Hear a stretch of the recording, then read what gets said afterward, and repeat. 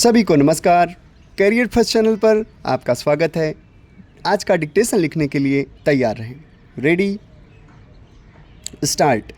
अध्यक्ष जी, ये मामले ऐसे नहीं हो सकते जिनमें न्यायालय रोज़ रोज़ हस्तक्षेप करे।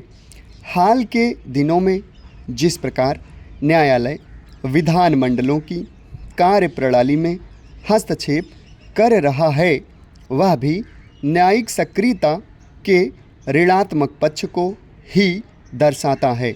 यहाँ तक कि झारखंड विधानसभा में सुप्रीम कोर्ट द्वारा सरकार को बहुमत साबित करने की डेडलाइन जारी करने पर तो लोकसभा अध्यक्ष सोमनाथ चटर्जी ने भी खुलकर आलोचना की और इसे विधायिका के कार्य में अनावश्यक हस्तक्षेप बताया।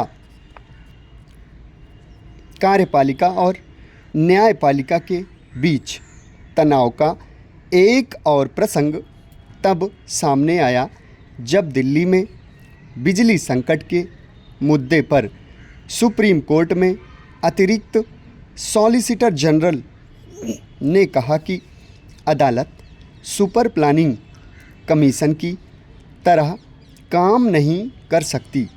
इसके पहले वन विभाग की विशेषज्ञ समिति के सदस्य नियुक्त करने के अधिकार को लेकर भी लोकतंत्र के इन दोनों स्तंभों के बीच टकराव दिखाई दिया था।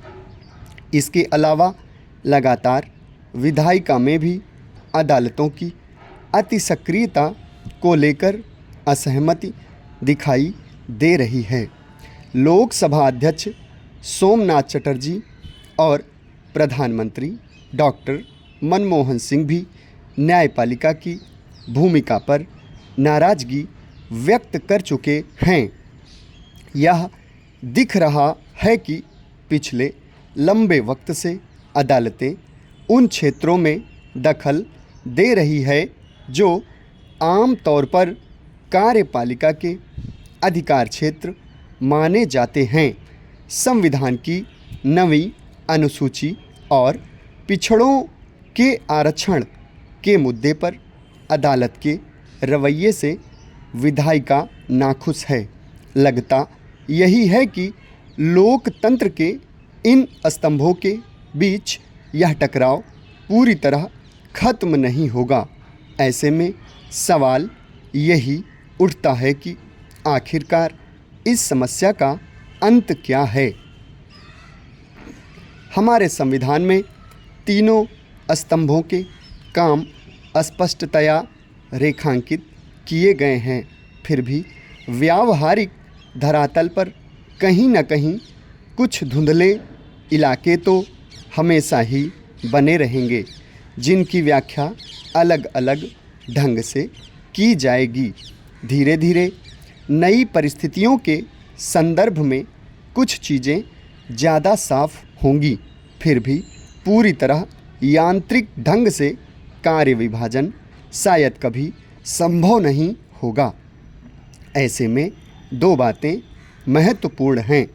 एक, इस टकराव का रचनात्मक पक्ष देखा जाए और इससे एक ज़्यादा बेहतर लोकतंत्र के बनने के रास्ते ढूंढे जाएं। अगर यह टकराव सीमा में रहे तो निश्चय ही सबके लिए ज़्यादा कार्यकुशल और चुस्त बने रहने की गुंजाइश बनाता है। दूसरी बात यह है कि हमारे लोकतंत्र के सभी स्तंभ कहीं न कहीं जनता की ज़रूरतों और आकांक्षाओं पर खरे नहीं उतर रहे हैं। ऐसे में अक्सर जनता दूसरे स्तंभ की शरण लेती है। जैसे कार्यपालिका से असंतुष्ट होकर लोग जनप्रतिनिधियों के पास भी जाते हैं और अदालतों के पास भी।